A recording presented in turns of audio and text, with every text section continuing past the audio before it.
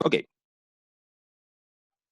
la clase anterior estuvimos viendo algunas cositas, bueno, acá tengo todo anotado. Em, Estuvimos hablando más que nada estuve explicando más que nada por qué la importancia de conocer estas cosas, los puntos extremos de un poliedro, ¿sí? Y que era finalmente esto que si yo tomo una función objetivo que es lineal, finalmente es sobre rectas en el caso de R2 o sobre plano en el caso de R3 y etcétera, etcétera, sí, en realidad hiperplanos en el caso multidimensional, donde la función toma siempre el mismo valor, ¿sí? Entonces, si yo voy moviendo ese valor que toma la función, lo que estoy generando es un conjunto de superficies lineales, entre comillas, ¿sí? Y que se van solamente desplazando, ¿sí? Su orientación se mantiene siempre igual, entonces el óptimo siempre se va a encontrar, en el caso de existir, siempre se va a encontrar en un punto extremo, ¿sí? Porque va a ser cuando llegue a la orilla del conjunto y eso siempre va a ser en un vértice, ¿sí? Esa es principalmente la idea. Y es por eso que nos interesa a nosotros estudiar los puntos extremos de un poliedro. Ahora, en el caso de dos, tres dimensiones, que es un caso en que uno puede, ya sea dibujar, en el caso de R2 sobre todo, dibujar el conjunto, o en el caso de R3 uno puede tomar cualquier cosa de internet, no sé, uno se puede meter a eh, GeoGebra, por ejemplo, y meter las ecuaciones y aparece la figura en 3D, ¿sí? Y creo que el mismo programa indica cuáles son los puntos extremos de la figura que se armó, entonces en esos casos son fáciles de analizar. Pero ya cuando estamos hablando ya de cuatro dimensiones, ahí ya se complica porque es imposible imaginarse el cuerpo, ¿sí? Entonces lo que nos encargamos de hacer fue justamente de entregar un teorema, este de acá, el único teorema que vimos la clase anterior, que nos indica justamente un método para poder encontrar los puntos extremos de un poliedro, ¿sí? Em, Vimos un ejemplo muy a la rápida, y de hecho lo que quiero hacer ahora, antes de hacer la demostración del teorema, es partir con otro ejemplo. Ahora, antes de partir con eso, quiero ver si es que quedó alguna duda, alguna cosita pendiente de la clase anterior.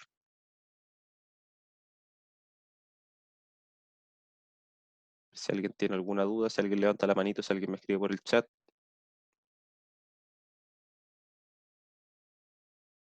Ok, vamos a continuar entonces. Entonces, vamos a tomar el siguiente ejemplo. Vamos a considerar en R4. Voy a ver, espérense un poquito, no me está funcionando la tableta. La tengo desconectada. Denme un segundito. Voy a enchufar la tableta.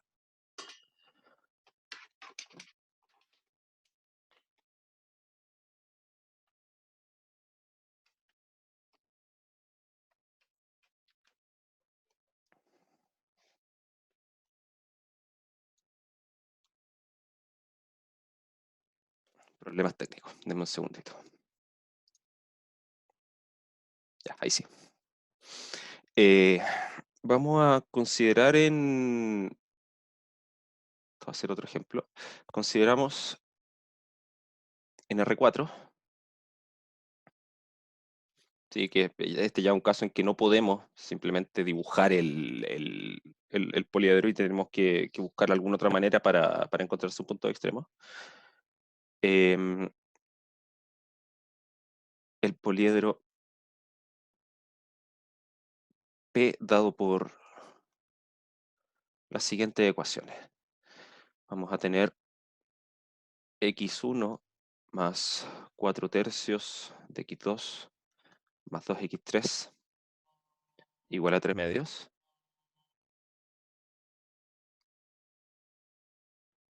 X2 más 3x3 igual a 3 medios también. X1 más x2 más x3 más x4 igual a 1. Y además voy a pedir que todas las variables sean mayores o iguales que 0. Entonces la idea es ocupar el teorema que habíamos mencionado en la clase anterior, en este caso, para poder encontrar los puntos extremos del poliedro, ¿sí? Ahora, ¿cómo puedo hacer eso? Primero tengo que verificar la hipótesis del teorema, ¿sí? Entonces, ¿cuáles eran las hipótesis a verificar? Primero, necesitaba que el poliedro esté escrito en forma canónica,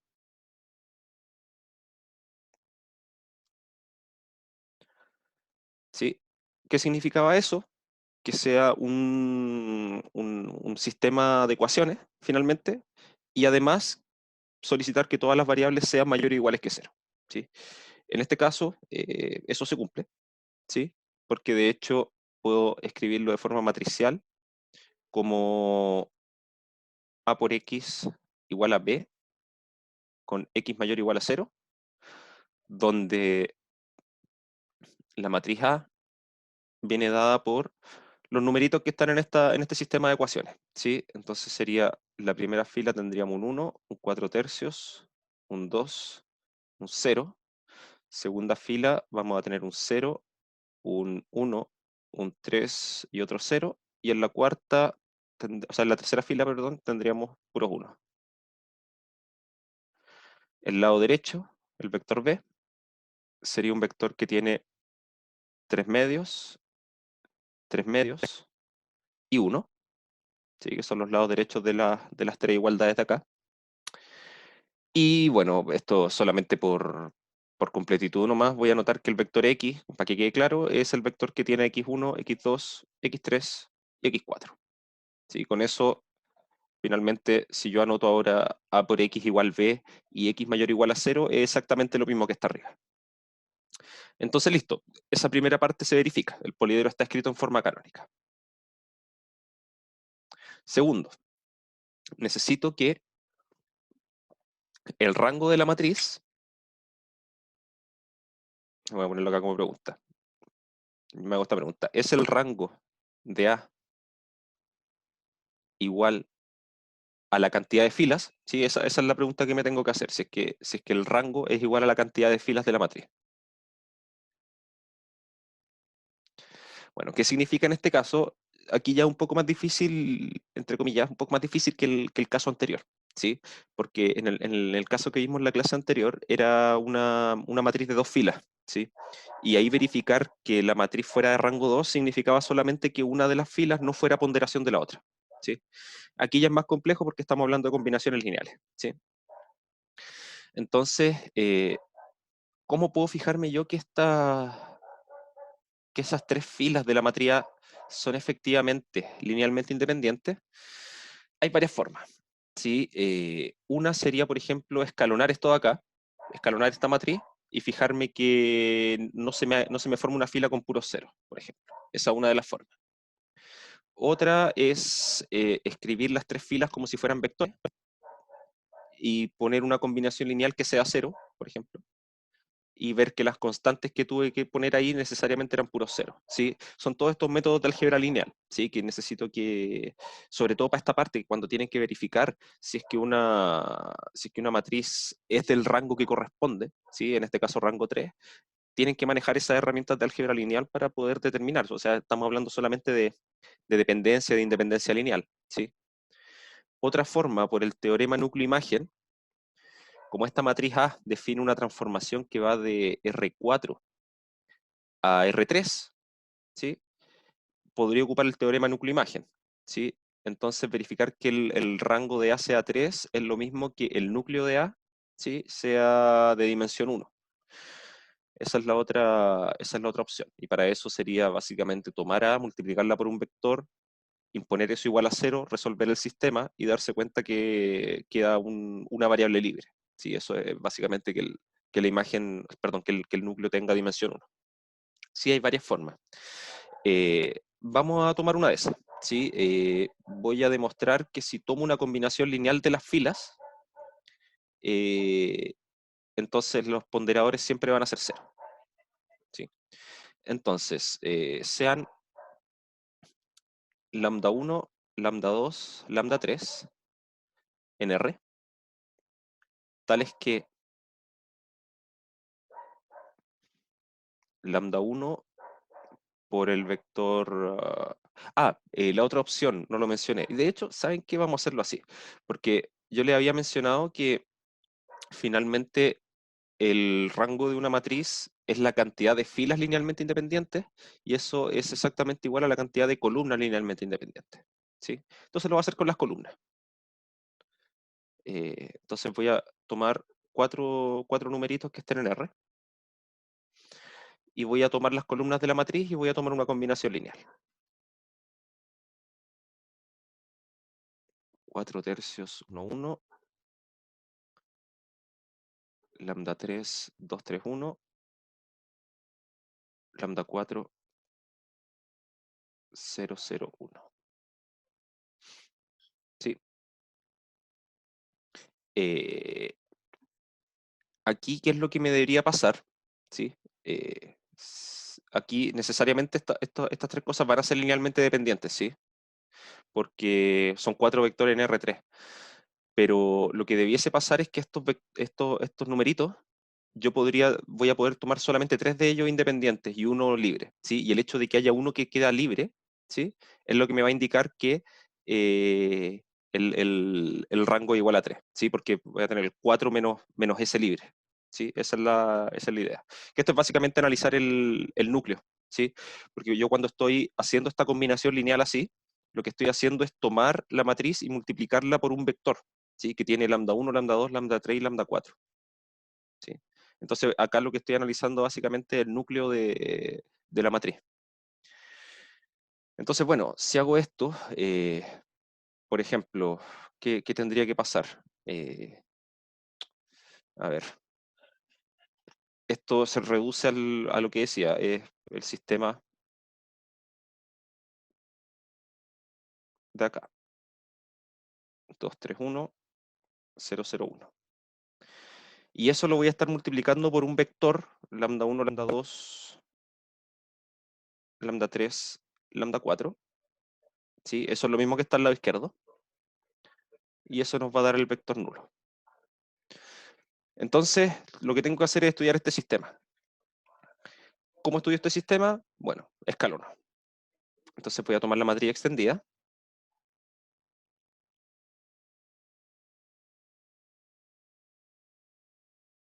Con puro cero al lado derecho. Y voy a empezar a escalonar. Entonces la primera fila la voy a dejar sin hacer nada. La segunda fila no tengo nada que hacer porque ya tengo un cero en esa posición.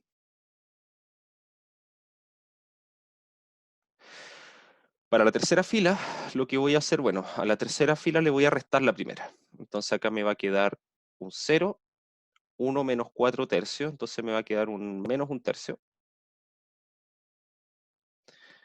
1 menos 2 nos va a quedar un menos 1, y acá un 1 menos 0, queda un 1.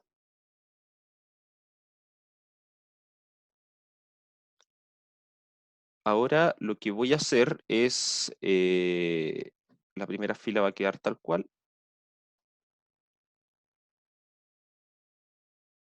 Ceros acá, esos nunca van a cambiar, así que los voy a anotar inmediatamente. La segunda fila queda igual, ya está listo, ya eliminé el cero que estaba ahí en esa posición. Y ahora lo que tengo que hacer es eliminar un tercio que está acá. Entonces lo que voy a hacer, voy a multiplicar por 3 la segunda fila y se la voy a, perdón, por un tercio la segunda fila y se la voy a sumar a la de abajo. Entonces cuando hago eso, acá me va a quedar, donde está este 1 me queda un tercio, lo sumo al menos un tercio, me queda 0. El 0 que está en esta posición se mantiene. Este 3 lo multiplico por un tercio, me queda 1, se lo sumo al menos 1 de abajo y nos queda 0. Y este 0 multiplicado por un tercio, se lo sumo abajo al 1 y me va a quedar un 1. Entonces, ¿qué pasó acá? Resulta que al escalonar esta matriz, nos quedó de esta forma, lo que significa que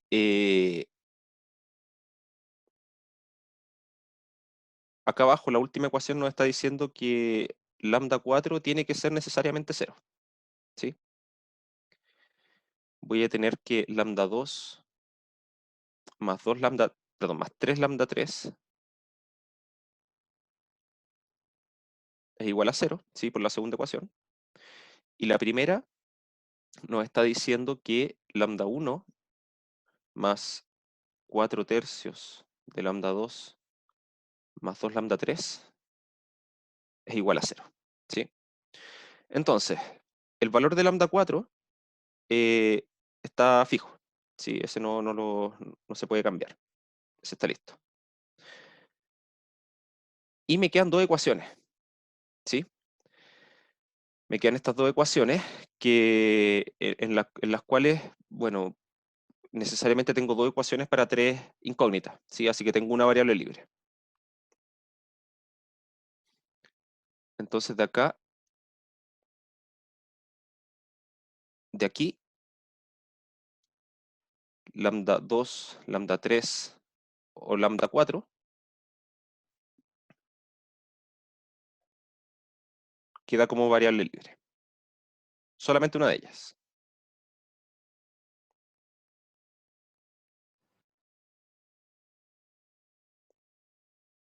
Lo que significa que, que el núcleo de la matriz A tiene dimensión 1. Y eso es lo mismo que decir que la imagen de A tiene dimensión 3. Esto es por teorema núcleo-imagen.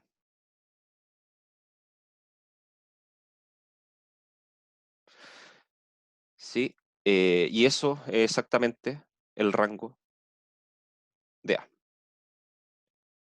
¿Sí? Esta es una forma de hacerlo, ¿sí? Hay muchas formas. Esto va solamente en ejercitación, ¿sí? Traten de buscar problemitas de esto y ahí es necesario ejercitarlo, ¿sí? Otra forma que yo podría haber dicho esto, bueno, yo tengo estas cuatro columnas, ¿sí? Entonces, yo sé que son linealmente dependientes. Entonces, alguno de esos vectores de ahí es linealmente dependiente con los demás, ¿sí? Alguno de ellos se puede escribir como combinación lineal de los demás. ¿Cuál podría ser ese? Bueno, yo podría empezar a tratar de encontrar cuál es el vector que se escribe como combinación lineal de los demás. Eh, a ver, por ejemplo, yo sé que, bueno, ahora yo sé por lo que dice acá que no puede ser el cuarto, ¿sí? Porque el cuarto acá lo tuve que multiplicar por 0 sí o sí, para llegar a que esto sea 0, ¿sí? Entonces, entre estos tres primeros vectores hay uno que se puede escribir como combinación lineal de los demás, ¿sí? Entonces debería ser el segundo multiplicado por 3, ¿sí? Entonces se nos va a quedar 4, 3, 3. A ese le resto el tercero y me va a quedar 2, 0, 2. Y ese lo divido por 2 y me da el primero, ¿sí? Entonces el primero lo puedo escribir como combinación lineal de los otros dos. Lo que significa que el primero lo puedo eliminar y tendría que ver qué pasa con los tres restantes, con la segunda, tercera y cuarta columna, si es que son linealmente dependientes o no, ¿sí? Y ahí se va a poder demostrar que en realidad esos tres vectores de ahí son linealmente independientes. Por lo tanto, la cantidad de columnas linealmente independientes que tiene la matriz es 3, que es el rango. ¿Sí? Hay muchas, por eso les decía, hay muchas formas de hacer esto. ¿Sí? La otra era lo que iba a hacer en un principio, que era tomar tres constantes y mirar cada fila de la matriz A como vector y demostrar que esos tres son linealmente independientes. ¿Sí? Ok. Em, entonces se cumple esa hipótesis. ¿Sí? El rango de la matriz es igual a 3, que es lo que necesitaba. ¿Qué otra hipótesis tenía este teorema? Ninguna más. ¿Sí? Tengo que el poliedro está escrito en forma canónica y tengo que el rango de la matriz es igual a la cantidad de filas de la matriz. Entonces, eso está completamente listo. Ahora, si yo quisiera usar el teorema y resulta que al estudiar el rango de la matriz A me hubiese dado que el rango era más pequeño que el número de columnas, o sea, perdón, que el número de filas. ¿Cómo puedo solucionar eso? Bueno, si es que esta matriz tuviese un rango, por ejemplo, si fuese de rango 2, eso significa que una de estas tres filas es combinación lineal de las demás, ¿sí? Entonces esa la puedo eliminar, ¿sí? Puedo eliminar esa restricción, porque esa restricción ya está indicada por las otras ecuaciones, porque es una combinación lineal de las otras nomás. Entonces esa la puedo eliminar y ahora me va a quedar una matriz con una fila menos, ¿sí? Y bueno, si me daba que la matriz era de rango 2, yo podía eliminar esta y ahora tengo una matriz con 2 filas y de rango 2. Y ahora se cumple la hipótesis del teorema, ¿sí?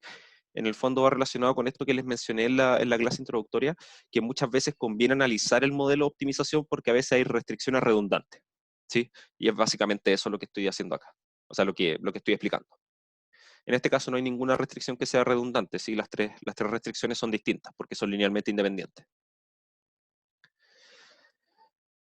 Ok, entonces, ¿qué nos dice el teorema?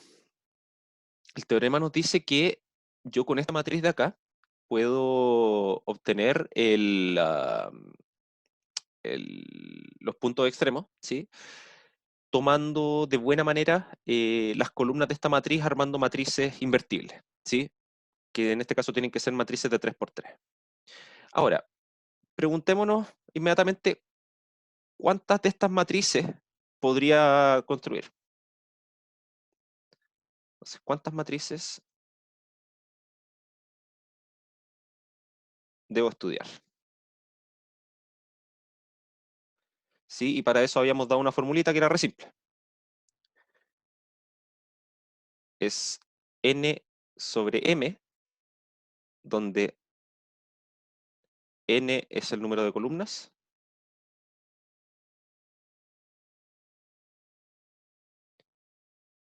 y m el número de filas.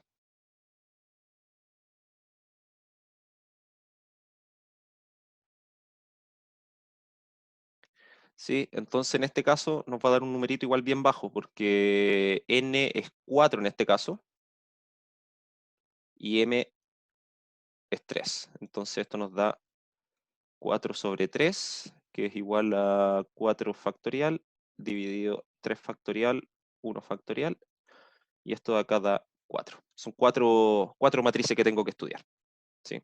Acuérdense que esta formulita indica también esto que, por ejemplo, si me armo una matriz con las 3 primeras columnas, eh, en términos del resultado final va a ser equivalente si las tomo en ese orden, primera, segunda, tercera, o si la tomo primera, tercera, segunda, o segunda, primera, tercera. El orden en que tomes las columnas va a dar exactamente lo mismo, porque al final, después, cuando yo obtengo la solución, esto se reordena solo, ¿sí? Entonces, son 4 matrices que tengo que estudiar. Vamos a ir anotando en orden, ¿sí? Para no enredarnos. Entonces, ¿cuáles van a ser mis ordenamientos que voy a considerar? Vamos a tomaremos las columnas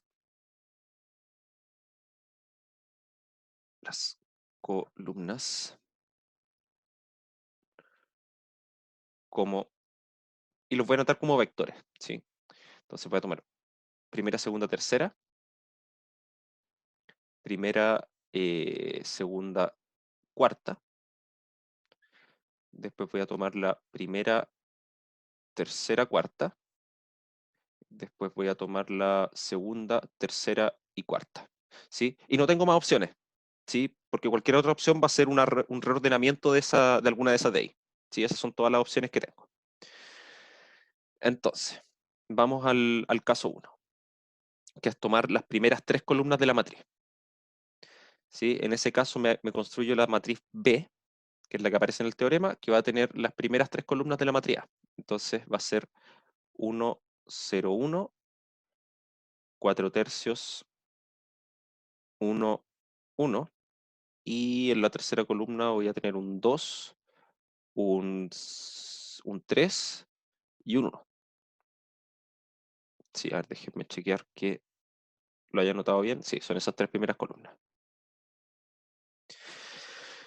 Entonces, la pregunta que me tengo que hacer yo es si esta es invertible. Entonces vamos a calcular el determinante de B. Entonces lo voy a hacer ocupando la primera fila, ¿sí? Entonces para eso, vamos recordando cómo se hacía esto. Tomo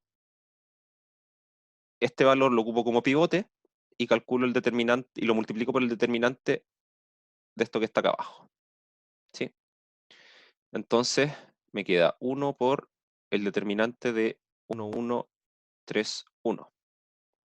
y acá voy intercalando signos. Entonces después viene menos 0 por el determinante de la matriz que me queda acá, que es esa fila y esta fila de acá abajo. ¿Sí? Que no lo voy a anotar porque es un 0.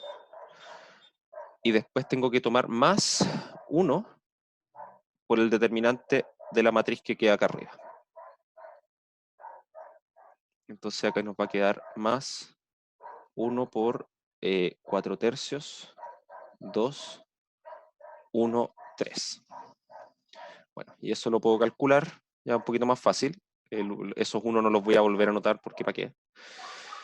Y acá estos determinantes, ¿cuánto da? Esto da 1 por 1, 1, menos 3, queda menos 2, más, y acá esto nos va a quedar 4 tercios por 3, da 4, menos 2. Entonces nos queda 2. Así que esto da 0. Por lo tanto, B no es invertible.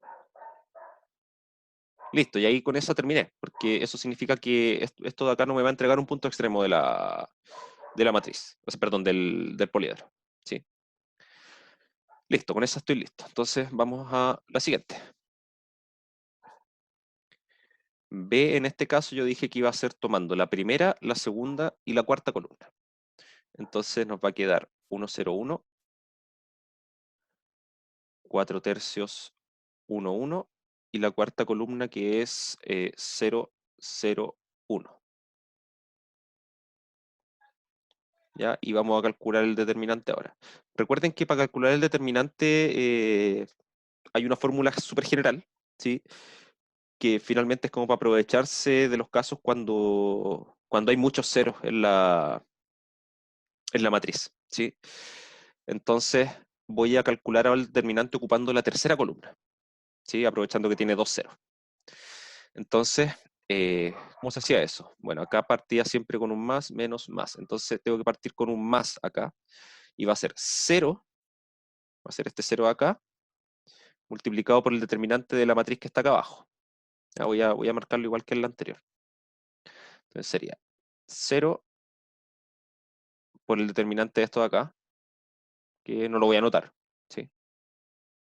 Menos 0 por el determinante de la matriz que se forma con las otras dos filas que me quedan. Y ahora, más 1 por el determinante de esta matriz que queda acá arriba. ¿Ya? Entonces nos va a quedar acá finalmente el determinante de la matriz 1, 0, 4 tercios, 1. Y este se calcula con esto de los productos cruzados, entonces nos va a quedar 1 menos 4 tercios por 0, así que esto nos queda 1. Entonces en este caso, B es invertible. ¿Sí? Así que esta, bueno, acá le voy a marcar, esto no nos da punto extremo, esta sí nos da punto extremo. ¿Sí? Nos va a botar un punto extremo como solución. ¿Sí? Pero lo vamos a calcular después al final, cuando ya sepamos cuáles son las matrices invertibles. ¿Ya? Por ahora ya sabemos que esa de ahí nos va a dar un punto extremo del poliedro. Vamos con la tercera.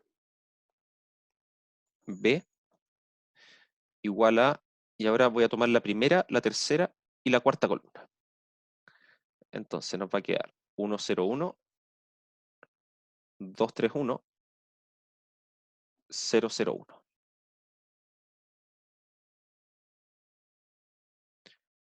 Y bueno, voy a aprovechar nuevamente que tengo la cuarta columna ahí, ¿sí? Que tiene dos ceros. Y realizo lo mismo de antes. Si hago el mismo procedimiento, me va a dar que este determinante es lo mismo que 1 por el determinante de la matriz la matriz que se forma aquí arriba a la izquierda. Entonces, nos va a quedar esto igual al determinante de la matriz 1, 0, 2, 3, que es igual a 3 menos 0, 3. Así que esta de acá también es invertible.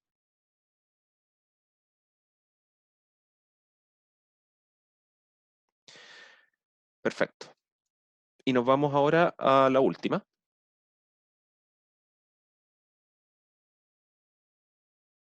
que es la matriz B igual a, y ahora yo había dicho acá tomar la segunda, tercera y cuarta columna. Entonces, la segunda era 4 tercios, 1, 1. La tercera era 2, 3, 1. Y la cuarta es 0, 0, 1. De nuevo, voy a aprovecharme de nuevo de que está esta tercera columna, ¿sí? Que tiene varios ceros. Entonces, el determinante de esta matriz B es igual a 1 por el determinante de la matriz que se forma aquí arriba a la izquierda, ¿sí? Entonces nos va a quedar acá 4 tercios, 2, 1, 3. Y al hacer acá el producto cruzado, nos va a quedar 4 tercios por 3, que sería 4, menos 2 por 1, 2. Entonces esto tiene determinante 2, así que también es invertible.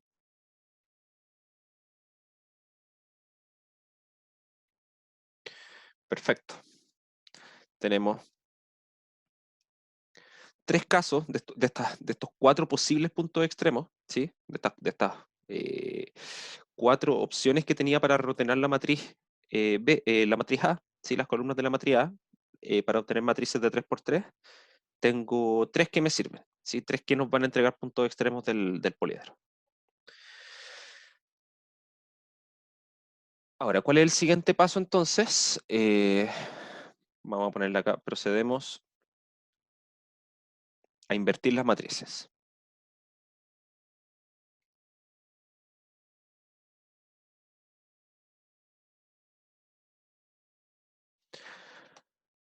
Entonces, vamos al caso 2, por ejemplo. ¿Cómo tendría que hacerlo? Aquí ya hay que ocupar esta cosa del método de Gauss, ¿sí? Es la herramienta que tenemos para invertir matrices, ¿sí? Entonces, tenemos que tomar la matriz 1, 0, 1, 4 tercios, 1, 1, 0, 0, 1, que esa ya demostramos que era invertible, y la voy a extender con una matriz identidad.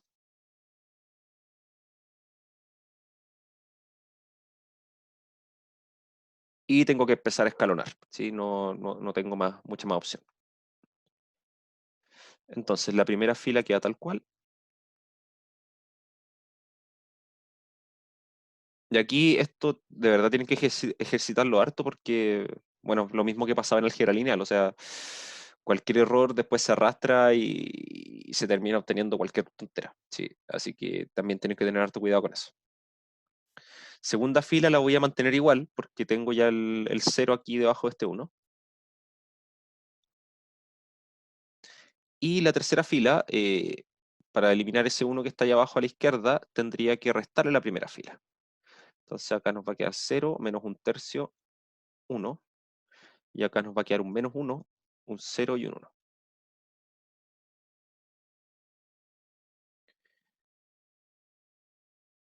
Ahora tengo que eliminar el menos un tercio, ocupando el 1 que está justo arriba. Entonces la primera fila de nuevo queda sin hacerle nada.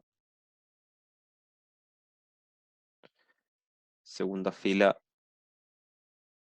queda tal cual. La tercera fila tendría que multiplicar por un tercio la segunda fila y restársela. Perdón, y sumársela a la de abajo, ¿sí? Porque tengo el signo, tengo el menos un tercio ahí. Entonces nos va a quedar un 0 acá, un 0 acá, un 1 acá que se mantiene porque hay un 0 arriba. Este menos 1 también queda tal cual. Y este 1 lo multipliqué por un tercio y lo sumé abajo. Entonces acá me aparece un tercio. Y acá este 1 queda tal cual porque hay un 0 arriba. Ya, y ahí estamos casi listos, ¿sí? Ahora lo único que me faltaría para poder concluir es eliminar el 4 tercios que está allá arriba, ocupando el 1 que está justo abajo. Entonces ahora ya empiezo a hacer el escalonamiento al revés, así que ya la fila de abajo queda intacta.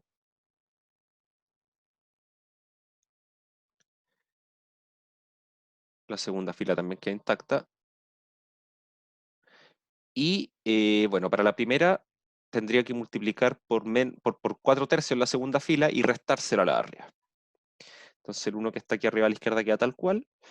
Este 4 tercios desaparece. Este 0 se mantiene porque hay un 0 abajo. El 1 de acá también se mantiene porque hay un 0. Y acá, donde estaba este 0, ahora me aparecería un menos 4 tercios. Y el último 0 de acá también se mantiene, ¿sí? Por lo tanto, con eso listo, lo que concluyo es que b a la menos 1 es igual a la matriz 1, 0, menos 1, menos 4 tercios, 1, 1 tercio, 0, 0, 1. ¿Sí? Ahora,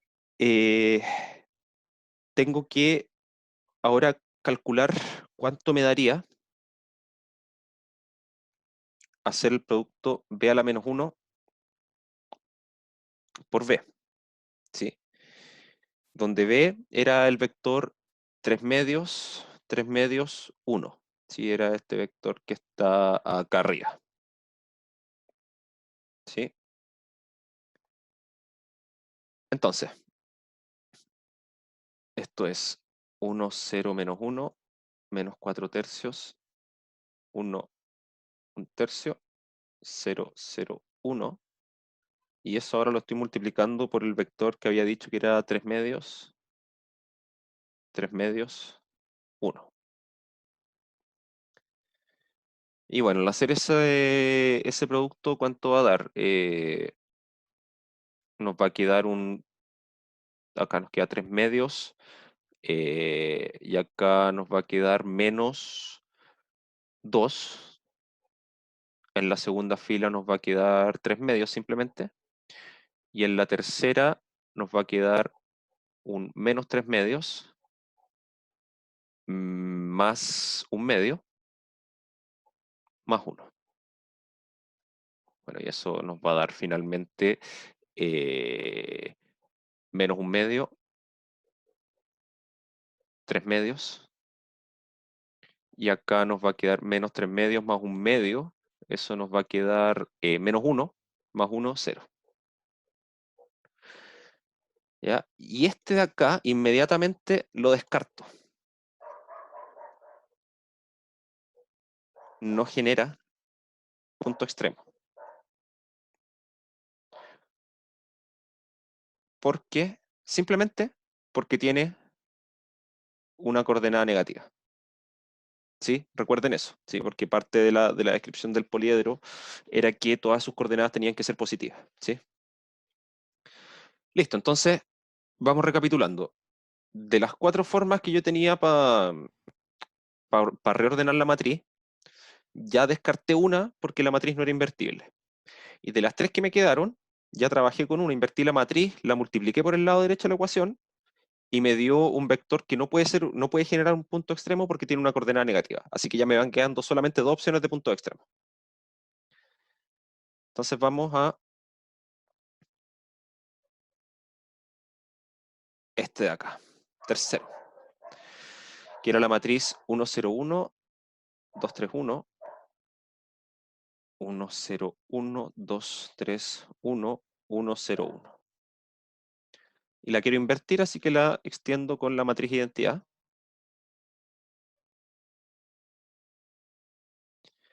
Y empiezo a escalonar de nuevo. Ya voy a hacerlo sin mucha explicación, más que nada para avanzar un poquito más rápido. Esto tienen que ejercitarlo sí o sí, porque va a ser necesario cuando estas veces que, que se requiera escalonar para poder resolver los problemas. Entonces aquí a la tercera fila le voy a restar la primera. Entonces nos va a Profe, quedar... Dime. profe, en esa matriz hay dos filas, o sea, dos columnas que se repiten. Ah, perdón, me equivoqué. Sí, esto era 001. Gracias. Bueno, Sí, si no, iba a ser terrible lo que iba a pasar después. Gracias. A ver, déjenme chequear que la escribí bien. 101, 231, 001. Sí, ya, gracias. Em, ya, entonces lo que dije que iba a hacer, sí, a la tercera fila le voy a restar la primera. Entonces nos va a quedar acá un 0, acá un menos 1, acá un 1, acá un menos 1, 0 y 1. ¿Qué hago después? Necesito eliminar el menos 1 que está abajo usando el 3. Entonces, primera fila queda igual. Segunda fila queda igual. Tercera fila, bueno, ¿qué voy a hacer? Voy a multiplicar por un tercio la segunda y se la voy a sumar. Entonces acá nos va a quedar 0, 0 1, y acá nos va a quedar menos 1, 1/3, 1. Y ahora lo único que me faltaría sería eliminar el 2 que está arriba ocupando el 3 que está al medio. Entonces la fila de abajo queda igual, 0, 0, 1, menos 1, 1/3, 1, 0, 3, 0, 0, 1, 0. Y lo que tendría que hacer es multiplicar por menos 2/3, o multiplicar por 2/3 la segunda fila y sumarla y restarla a la de arriba. Entonces acá nos va a quedar un 1, acá nos va a quedar 0, 0, acá nos queda un 1, aquí nos va a quedar menos 2/3 y acá también va a quedar un 0. Y por último, necesito dividir por 3 la segunda fila, para que quede la matriz de identidad al lado izquierdo. 0, 1, 0, 0, 0, 1. Y aquí nos va a salir la inversa finalmente. 1 menos 2/3, 0, 0, 1/3, 0. Y acá menos 1, 1/3, 1. Listo. Esa es la matriz inversa. Vamos a anotarla acá abajo. Ve a la menos 1, igual a eso. 1/3, 0 y menos 1, 1/3, 1. Listo. Entonces ahora lo que hago es tomar esa matriz y multiplicarla por el lado derecho. Menos 2/3, 1/3, 1/3, 0, 0, 1. Y lo multiplico por el vector 3 medios, 3 medios, 1. Ahora, ¿cuánto nos da esto? Esto nos va a dar 3 medios en la primera componente más, menos 2/3 por 3 medios, que sería 1. En la segunda nos va a quedar simplemente un 1/3 por 3 medios, así que nos va a quedar un medio. Y en la última componente nos va a quedar menos 3 medios más un medio más 1.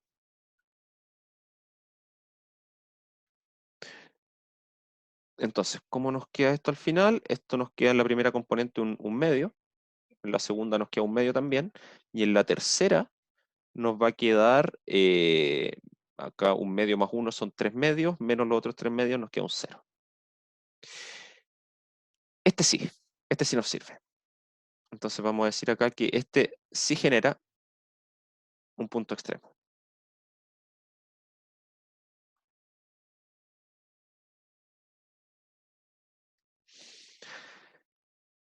Perfecto, nos queda el último caso. ¿Sí? Fíjense que la aplicación de este teorema se puede volver bien matraquero, puede ser muy largo, ¿sí? Pero difícil en sí no es. ¿Sí? Finalmente aplicar un método súper mecánico para poder obtener esto. ¿Sí? De todas formas, más adelante vamos a ver cómo aplicarlo ya directamente, porque esto es simplemente una cuestión de aplicación en los poliedros, ¿sí? Encontrar los puntos extremos. Después más adelante, acá por ahora no estamos asociando en ningún momento alguna función objetivo, alguna función a optimizar. ¿Sí? Lo que sí vamos a hacer eventualmente va a ser dar un algoritmo, ¿sí? Que se llama el algoritmo simplex, y ese lo que hace es resumir todo esto, trabajando al mismo tiempo con la función objetivo para poder encontrar el óptimo. ¿Sí? En el fondo va a ser ir calculando, entre comillas, los puntos extremos de manera ordenada, ¿sí? Y no tener que calcularlos todos al mismo tiempo, ¿sí? Como lo estamos haciendo ahora. Em, ya, y cuarto es esta matriz, 4/3, 1, 1, 4/3, 1, 1, 2, 3, 1, a ver, 2, 3, 1, sí, y 0, 0, 1. Bueno, y esa la quiero invertir, así que la voy a extender con una identidad.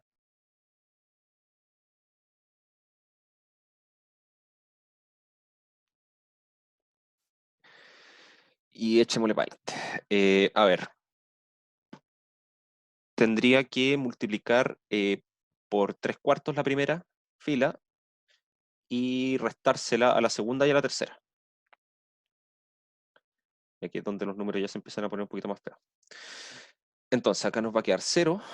Acá esto lo estoy multiplicando por 3 cuartos, así que 2 por 3 cuartos son 3 medios. Y a 3 le resto 3 medios. Entonces nos queda 3 menos 3 medios, esos son 3 medios. Acá nos queda un 0. Acá nos va a quedar menos 3 cuartos. Acá nos queda un 1 y un 0. Y hago lo mismo para la tercera fila. Entonces acá nos va a quedar un 0. 3 cuartos, perdón, sí, 3 cuartos por 2 son 3 medios. Y nos queda entonces 1 menos 3 medios. Eso nos da un medio. Menos un medio, perdón. Y acá este 1 se mantiene. Y acá nos va a quedar un menos 3 cuartos, un 0 y un 1.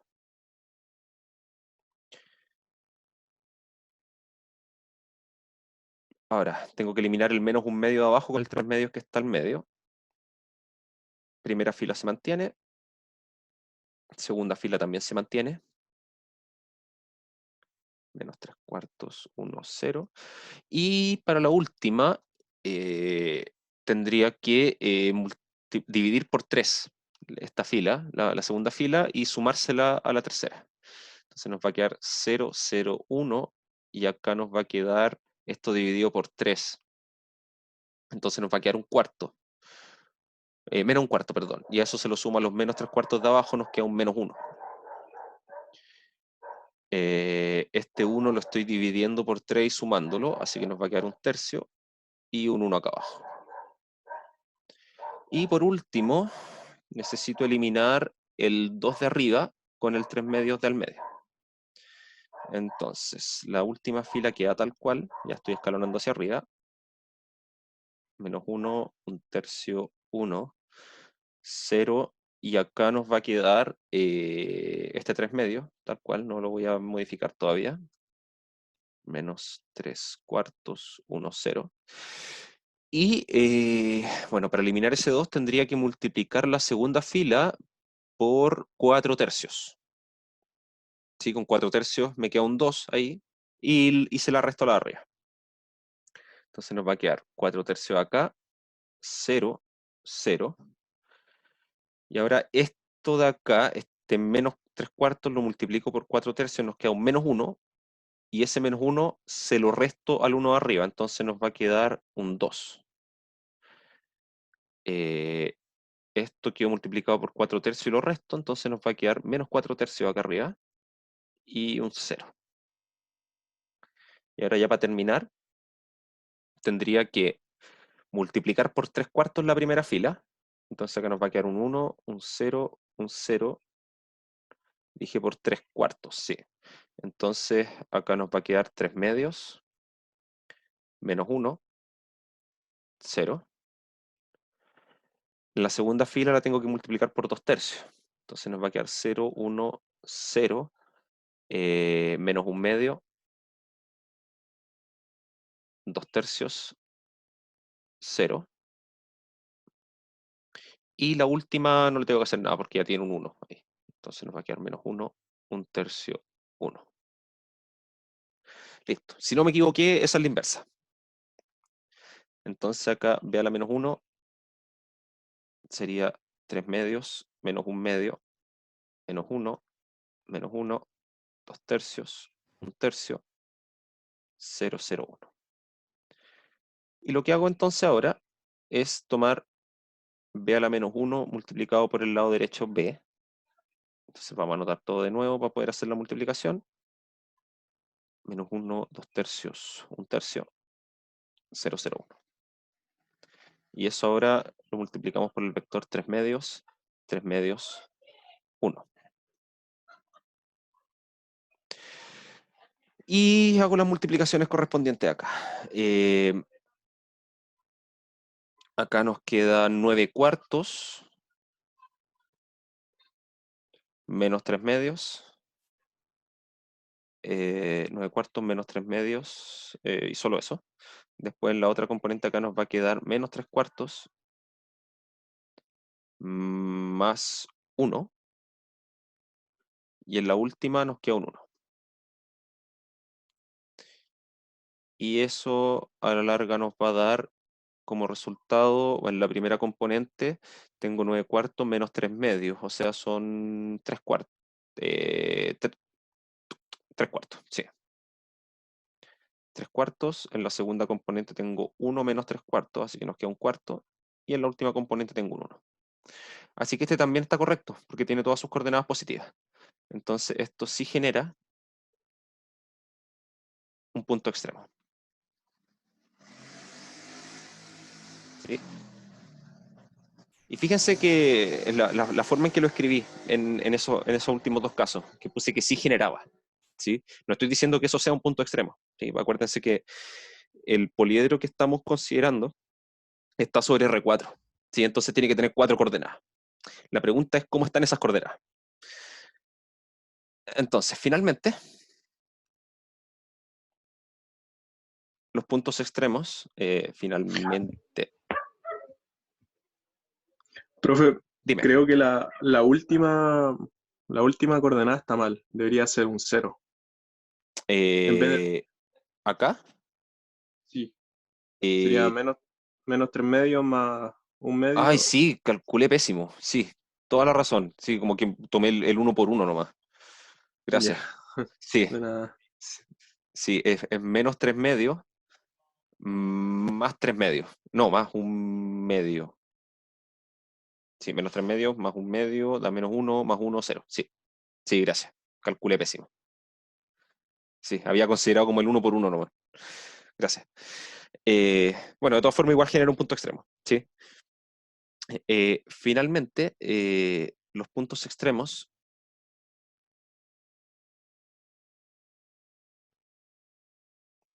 vienen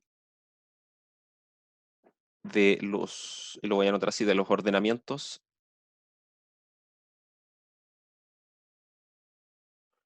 y esto los que había anotado con vectores. Entonces fue la tercera y la cuarta matriz las que nos dieron los puntos que son válidos, ¿sí? Entonces son los ordenamientos 1, 3, 4 y 2, 3, 4. 1, 3, 4 y 2, 3, 4. ¿Qué significa eso? Eso significa que los puntos extremos del poliedro P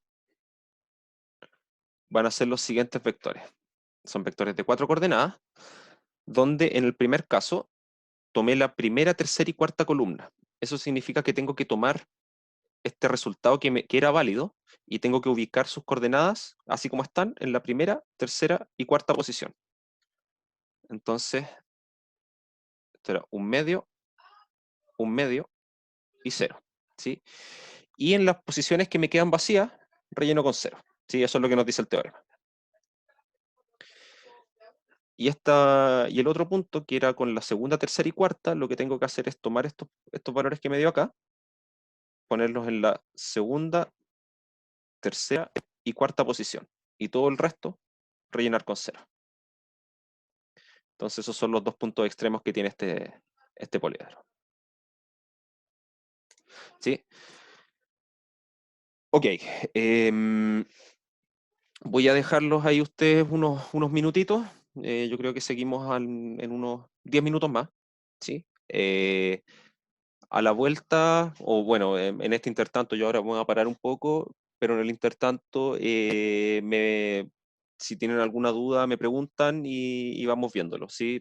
Si tienen, como yo me voy a parar ahora y después voy a volver, si tienen dudas hagan esta cosita de levantar la mano, ¿sí? O escribir en el chat por último y ahí los voy atendiendo cuando vuelva, ¿ya? Seguimos en unos 10 minutitos.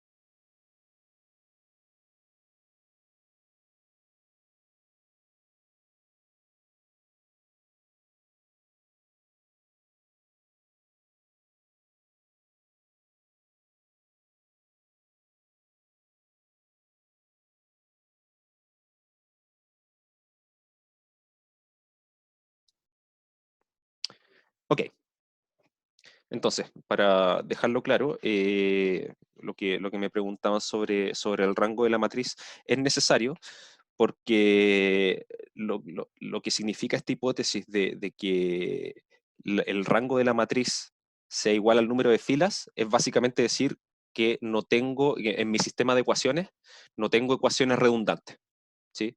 O sea, no tengo ninguna ecuación que sea combinación lineal de las otras. O sea, cada ecuación me está dando información distinta. Si es que hubiese alguna ecuación que me esté dando la misma información que las demás al mezclarlas, la elimino simplemente. Y con eso me ahorro problemas, me ahorro cálculos, me ahorro todo. ¿Sí? Ok. Eh, yo creo que la demostración del teorema, que la iba a hacer hoy día, vamos a dejarla pendiente. ¿Sí? Vamos a hablar de un par de cositas más porque nos quedan 15 minutos. Así que voy a explicar algunas cositas que pueden ser, que son para distinguir un poco la estructura de los poliedros. ¿Sí? Yo en algún momento había mencionado que había hecho esta pregunta. ¿Es todo poliedro igual a la envoltura convexa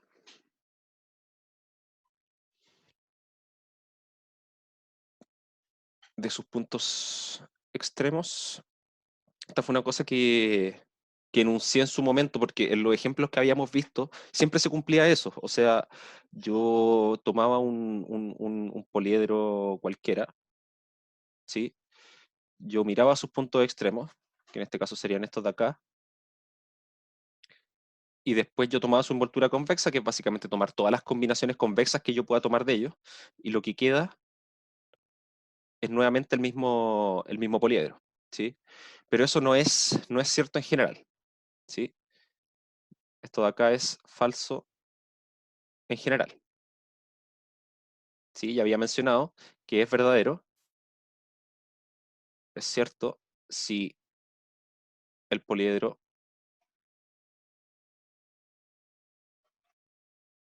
es compacto, ¿sí? En el sentido que es cerrado y acotado.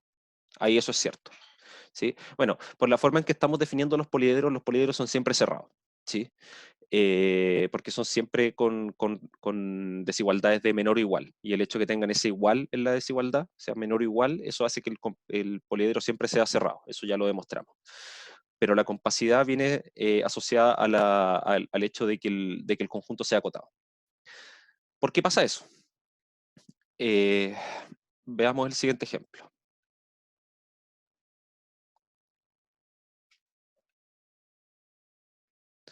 Si yo tomo, por ejemplo, en R2, voy a tomar el poliedro que está dado por una línea acá y después hacia allá, ¿sí?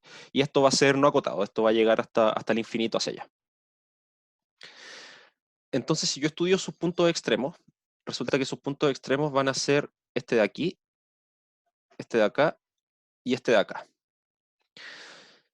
Si yo tomo las combinaciones convexas que se forman con esos tres puntos, o sea, la envoltura convexa de eso, me va a dar solamente este triángulo de acá, ¿sí? Y no me va a dar el poliedro completo, ¿sí? La pregunta es, ¿qué pasa con todos estos puntos que quedaron acá?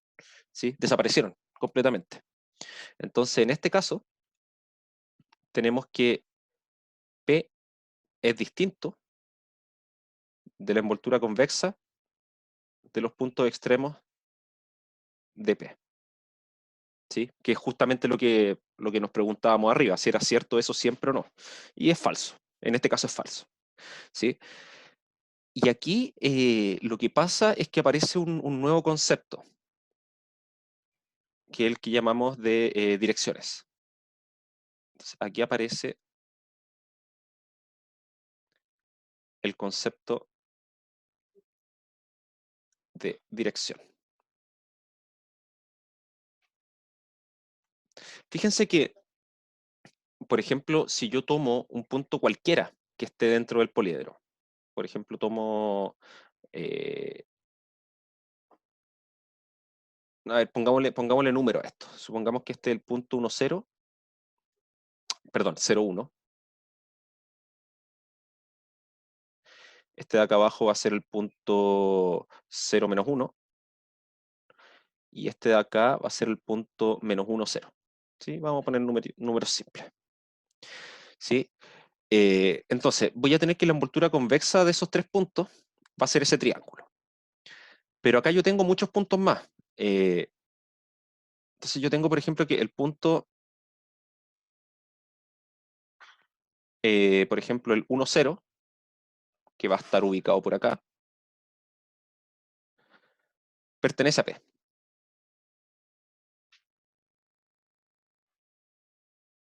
Más aún,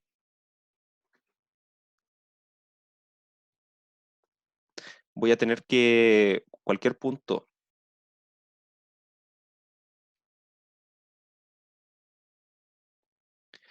de la forma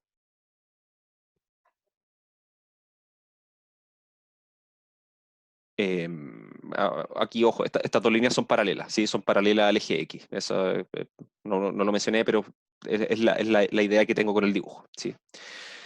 Si yo tomo cualquier punto que su coordenada X sea lambda, un número real cualquiera, y su coordenada Y sea alfa, con lambda en R y alfa entre menos 1 y 1, pertenece a P. Entonces, fíjense que, por ejemplo, si yo tomo lambda igual a 0, ¿sí? Y alfa entre 0 y 1, lo que voy a estar haciendo es definir la recta, o este trozo del eje Y que está entre menos 1 y 1, ¿sí? Cualquier punto de ahí yo lo puedo, más que eso, pertenece a la envoltura convexa de los puntos extremos, ¿sí? Porque de hecho es una combinación convexa entre el punto 0, 1 y el 0, menos 1, ¿sí? Está en la línea que los une. Pero lo que estoy diciendo es que después de ese punto, que tiene 0 en la primera coordenada y un número entre menos 1 y 1 en la segunda, yo le puedo sumar un vector de la forma lambda, 0, con lambda cualquier número real, ¿sí? O sea, una ponderación del vector 1, 0 multiplicado por cualquier número real positivo, ¿sí?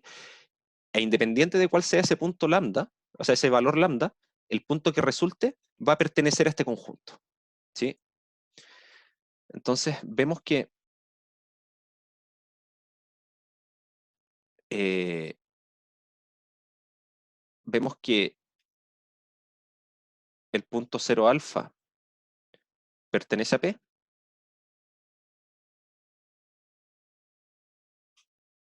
y más aún a la envoltura convexa de los puntos extremos de P. Sí, es más general incluso, no solamente pertenece al poliedro, sino que pertenece a esa parte del poliedro que es bien particular. Y lambda por el vector 1, 0,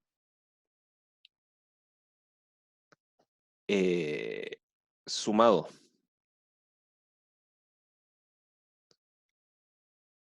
al punto 0 alfa, también pertenece a P para todo lambda mayor o igual que 0. Y eso es lo que vamos a decir que es una dirección, ¿sí? Decimos en este caso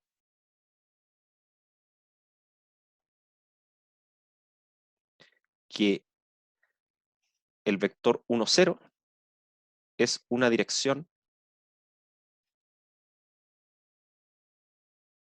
de P. Entonces, básicamente una dirección es eso, yo me paro en un punto de mi poliedro, y si yo puedo tomar un vector, una cierta, que me indica alguna dirección en el espacio, y yo ese vector lo multiplico por cualquier número positivo y se lo sumo al punto donde yo estoy parado, que en el fondo es pararme en un punto y moverme en una dirección, ¿sí? Independiente de qué tan largo sea ese vector que yo le sumo, siempre me voy a quedar dentro del conjunto, ¿sí? Y eso está hablando justamente de que el conjunto es no acotado, ¿sí? Porque el valor de lambda lo puedo hacer tan grande como yo quiera, ¿sí? Entonces vamos a definir de esta forma lo que es una dirección, Profe, ¿sí? el lambda arribita dice Ujú. como lambda en R, pero no debería ser como Perdón, lambda desde el menos 1 hasta el infinito. me equivoqué. Lambda, de hecho lo dije abajo lo dije correcto. Lambda mayor o Sí, igual a sí, cero. sí. Mayor o igual a cero. Sí, Y no gracias. puede ser como tomando desde el menos 1 para el lado derecho. No, porque fíjate que si empiezo a tomar números negativos, el valor de Ujú. alfa ya no puede estar entre -1 y 1. Ah, ya, ¿Sí? ya, sí, Sí, ya. sí, Gracias. de nada. Sí, por eso los vamos a llamar dirección, porque finalmente me va a importar si es que el vector está apuntando a un lado o hacia el otro, ¿sí? Entonces, como yo no le quiero cambiar el sentido en el fondo, voy a dejarlo siempre con lambda positivo. Esa es la idea. Entonces, una definición, esto ya es más general, sea C subconjunto de Rn un conjunto convexo.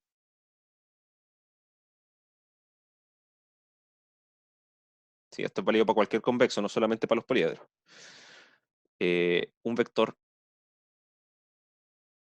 D que pertenezca a Rn distinto de cero se dirá dirección de C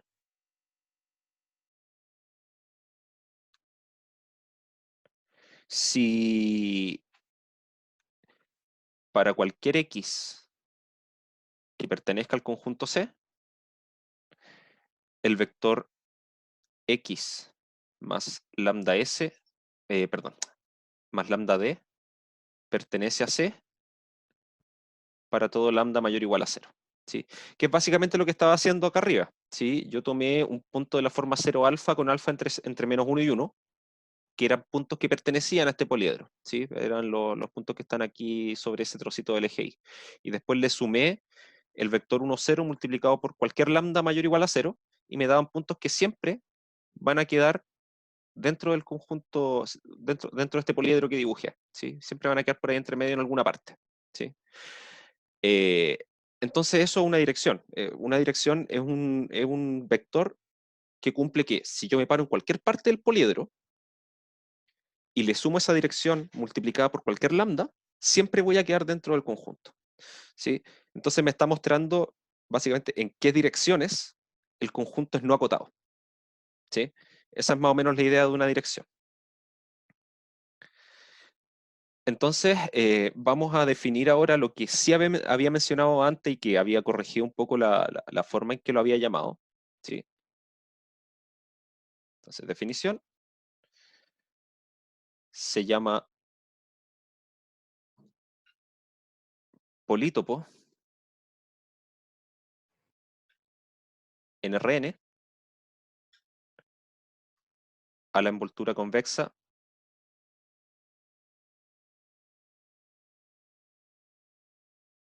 de un número finito de puntos.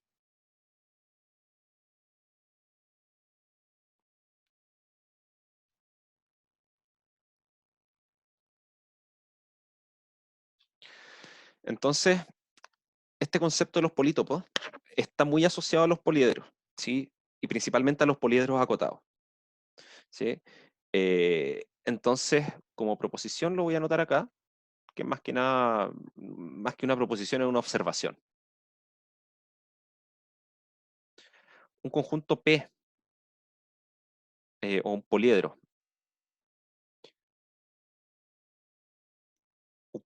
P es polítopo si y solo si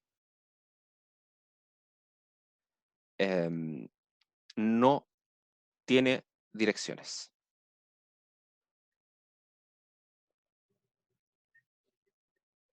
Direcciones, lo que es equivalente también a que eh, es acotado. Todas estas cosas son equivalentes. ¿Ok? Entonces, finalmente lo que yo había mencionado antes, que lo había mencionado al principio, los polítopos, y después lo cambié a poliedro porque me había equivocado. Los polítopos son una clase particular de poliedros, son poliedros acotados, ¿sí? Son poliedros compactos. Entonces son esos con los que uno siempre puede asegurar que un problema de optimización tiene solución, ¿sí? Por el teorema de Weierstrass, que ahí uno sabe que una función continua en un compacto alcanza máximo y mínimo.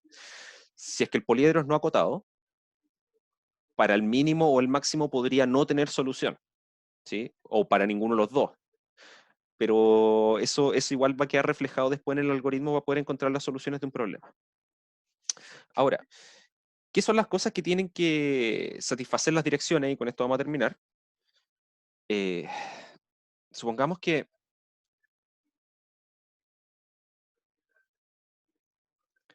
P es un poliedro que va a estar definido en su forma canónica. Rn con A por X igual B y X mayor o igual a 0. Si D, que tiene que ser distinto de 0 por definición, es dirección, por definición de lo que es una dirección, entonces vamos a necesitar que A, a ver, voy a poner acá, entonces para todo X que pertenezca al poliedro P, se tiene que cumplir que A por X más lambda por D tiene que ser igual a B, y X más lambda por D tiene que ser mayor o igual a 0. Y esto tiene que ser cierto para todo lambda mayor o igual a 0, ¿sí? ¿Por qué? Porque como D es una dirección y X es un punto cualquiera del poliedro, entonces se cumple por definición que X más lambda D también pertenece al poliedro, ¿sí? Y eso que significa que X más lambda por D pertenezca al poliedro es justamente que cumpla este sistema de ecuaciones y esta desigualdad. Entonces estas son las cosas que se tienen que cumplir.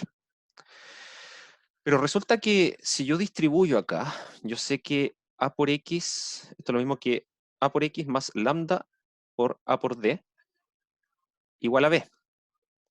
Pero A por X, como el punto X pertenece al poliedro, yo sé que A por X es igual a B. Entonces resulta que esto con esto se va a cancelar.